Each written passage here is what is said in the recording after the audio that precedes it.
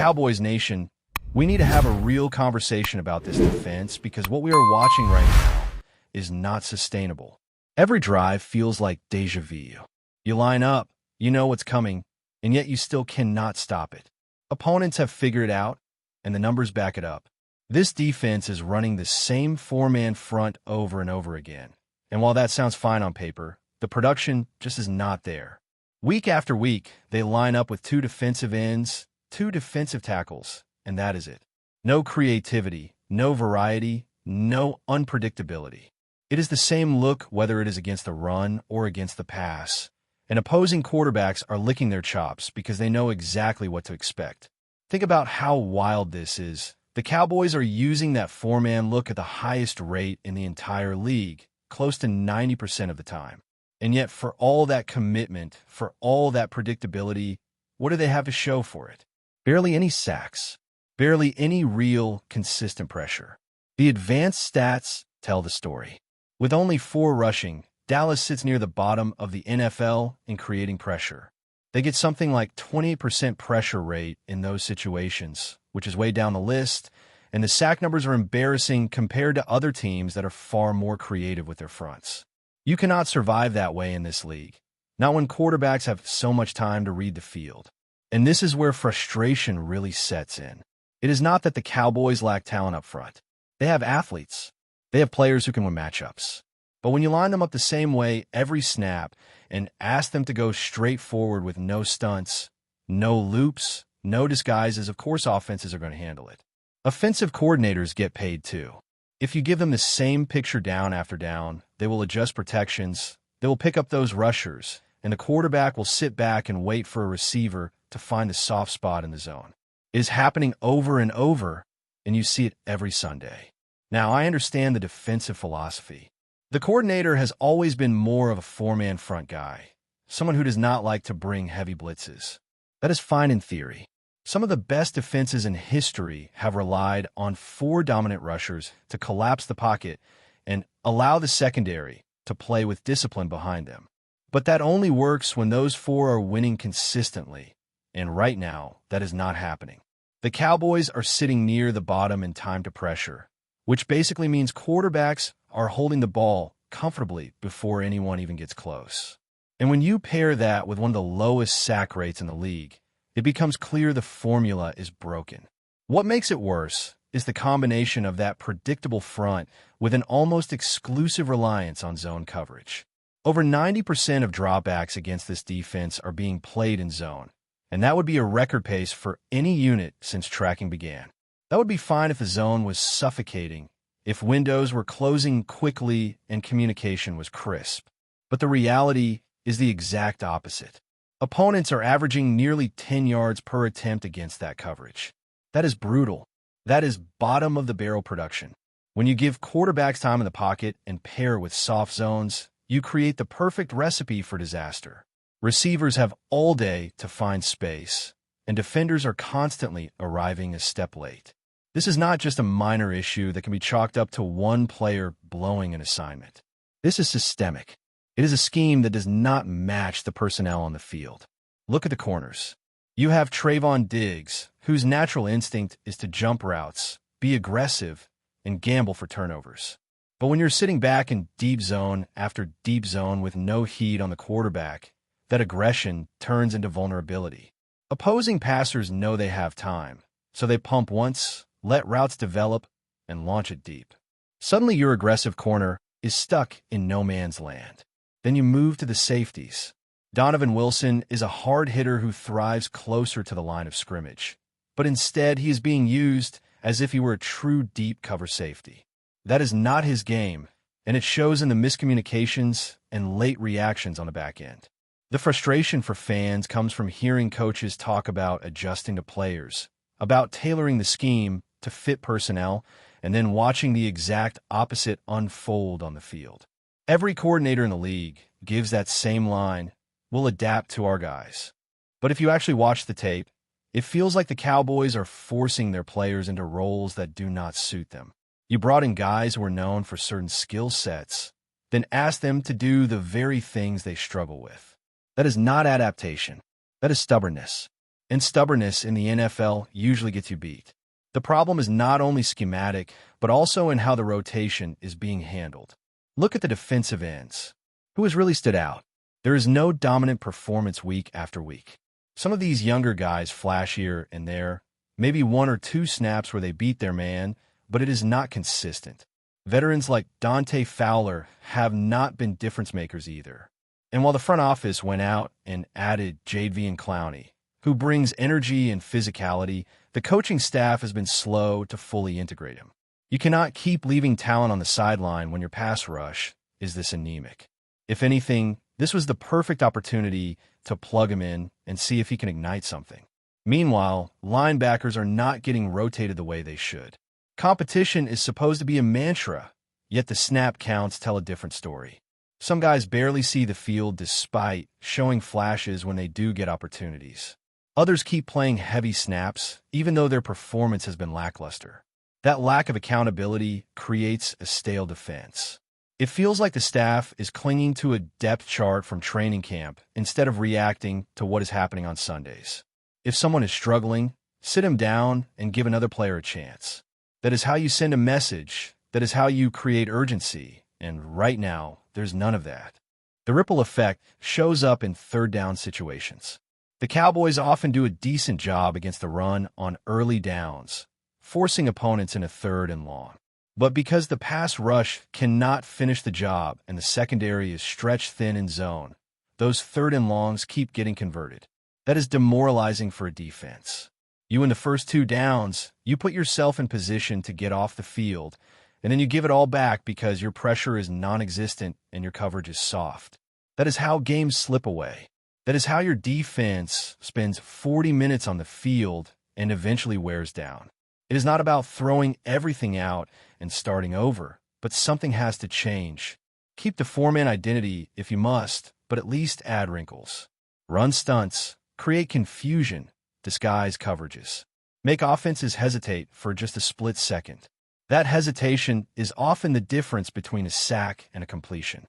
Right now, quarterbacks are playing too comfortably against this defense. They know what is coming before the ball is even snapped, and when that happens, the game gets very easy for them. The reality is harsh, but simple. The Cowboys' defense has fallen into predictable patterns, and opponents have caught on. Until the scheme adapts to the strengths of its personnel, until players are put in positions that maximize what they do best, this unit will continue to struggle. And as much as the coaches can talk about simplifying and executing, the tape shows the problems are deeper than that. Execution matters, of course, but if the blueprint is flawed, execution will never save you. When you turn from a scheme to the personnel, it becomes even clearer that Dallas has decisions to make. There are players on this roster who were brought in for specific reasons, yet we hardly see them in roles that actually fit their skill sets. The most glaring example is Jadeveon Clowney. Everyone knows what he brings. Explosiveness off the edge, relentless energy, and the ability to make life miserable for tackles who cannot match his burst. Yet he has been stuck on the sidelines far too often. At this point, there is no reason to hold him back. The rotation at defensive end has not been producing at a high level. You have guys who flash in small moments, but nobody has taken over a game or consistently pressure quarterbacks. When you're desperate for someone to change the tone of a defense, that is when you unleash a player like Clowney. He may not be the same young phenom who was drafted first overall years ago, but he still has the tools to create chaos, and he has shown throughout his career that he can impact both the run and the pass. Leaving that kind of weapon unused is simply a waste. And that same theme runs through the rest of this defense. You can look at linebacker and see the exact same problem. Coaches love to talk about competition, about earning snaps, about the best players rising to the top. But if that is true, why are some of the more effective linebackers barely seeing the field? We heard praise early in the season about younger players earning more opportunities. Yet once the game started, nothing changed. Veterans who have been average at best are still playing the bulk of the snaps, while players who flashed last year were impressed in camp stand on the sideline, waiting for a chance that never comes. That is not competition. That is favoritism or maybe stubborn loyalty, but it is not a meritocracy. And defenses that ignore their depth eventually pay the price. The linebackers that are playing heavy minutes have not been bad in every single snap, but there is no denying they look a step slow. You can see it on passing downs when they try to cover tight ends or running backs. You can see it on outside runs when they're asked to scrape over the top and make tackles in space. They're not getting there quickly enough, and offenses know it. Teams are targeting that middle level of the defense over and over, stretching them horizontally and forcing them to cover ground that they simply cannot cover. That is where introducing new blood could change things. A faster linebacker, even if less experienced, might close those gaps and at least give the defense a fighting chance. Sticking with the same veterans, just because they are safe options, is not going to fix the problem. And then there is the secondary, which has been exposed repeatedly because of the lack of pressure up front and the rigid commitment to zone coverage. One of the most puzzling situations has been how certain safeties are being used. Donovan Wilson, for example, has built his reputation as an in-the-box safety who thrives when he can play near the line, attack the run, and cover short zones or tight ends. That is where his physicality and instincts shine. Instead, he is being asked to line up deep alongside Malik Hooker in those split safety looks. That role requires range, discipline, and a different style of awareness, and it simply does not suit Wilson's strengths. The result has been late reactions, blown coverages, and wide open receivers down the field. Fans can see it. Analysts can see it. Everyone watching can tell this is not working. Yet week after week, the staff keeps forcing the same alignment. The crazy part is that the Cowboys actually have other options.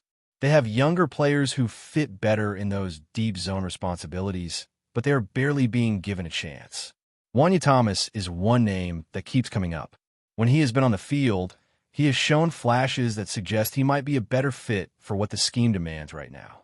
Still, the staff insists on rolling with the same combination of Hooker and Wilson, hoping the results will magically improve. That is not coaching. That is ignoring reality. And it goes beyond just Thomas. Even Marquise Bell, who has been one of the more promising players when used as a hybrid linebacker, has seen his defensive snaps vanish. This is the same player who proved he could hang in coverage and bring physicality, yet he is watching from the sideline while the defense collapses in the very areas he could help. This is where the tension between philosophy and personnel becomes impossible to ignore. If you want to run a heavy zone system, then you need rangy safeties who can cover ground and corners who excel at reading routes and breaking on the ball. What the Cowboys actually have are aggressive press corners who want to challenge receivers at the line and safeties who prefer to be closer to the action. Instead of adjusting the scheme to fit that, the staff is doubling down on a vision that leaves those players exposed. And that is why you see Trayvon Diggs struggling in situations that do not play to his strengths. That is why you see Kare Elam looking lost in zone responsibilities, just as he did in Buffalo before arriving in Dallas. Everyone knows that was the knock on him when he came into the league, yet here we are again watching him get torched in the exact same role. But before we continue, don't forget to subscribe to our channel and give this video a like. Your support helps us keep bringing you the latest updates on the Dallas Cowboys. Feel free to share your thoughts on the news in the comments as well. In a move that has sent shockwaves across the American football landscape, the Dallas Cowboys have reportedly set their sights on an unexpected target: Australian kicker Sam FICKEN of the Detroit Lions. Sources close to team insiders suggest that preliminary talks have already begun, sparking wild speculation about the Cowboys' strategy heading into the next NFL season. Fans and pundits alike are struggling to make sense of the audacious potential acquisition, questioning both the timing and the implications for Dallas roster. FICKEN, who has carved out a solid career in the NFL with the Lions, is known for his precise leg and ice-cold composure under pressure. However, the prospect of him crossing the aisle to join the Cowboys has ignited a flurry of debate online. Some see it as a masterstroke, giving Dallas a reliable scoring option that could elevate the team's special teams game to unprecedented levels. Others, however, are more skeptical, pointing out that FICKEN's Australian roots and limited exposure to high-profile NFL games might make him a risky addition for a franchise that has historically been under the microscope for every personnel decision. The rumor mill is particularly energized by the timing. With training camp looming and roster decisions pending, insiders hint that the Cowboys may be willing to part with draft picks or other assets to secure the kicker's signature. Social media platforms are ablaze with fans weighing in, memes circulating at lightning speed, and heated debates breaking out across fan forums. Some speculate that this could mark the beginning of a broader strategy to bring in international talent, positioning Dallas as a team willing to defy conventions and embrace a global approach to building a championship-caliber squad. While nothing has been officially confirmed, the mere suggestion of FICKEN donning the iconic Cowboys uniform has sparked endless what-if scenarios. Imagine game-winning field goals in crucial playoff moments, the roar of AT&T Stadium as an Aussie kicker nails a 55-yarder, and the inevitable ripple effect this could have on other teams. For now, it remains tantalizing speculation, a rumor that could reshape off-season chatter and perhaps even redefine the Cowboys' approach to talent acquisition. The NFL world will be watching closely, because if this deal comes to fruition, it won't just be a signing. It would be a headline-grabbing shockwave across the league. That's it for this update. If you enjoyed the video and want to keep receiving exclusive news about the Dallas Cowboys, please subscribe to our channel and give this video a like. We always look forward to your comments and opinions. See you in the next video.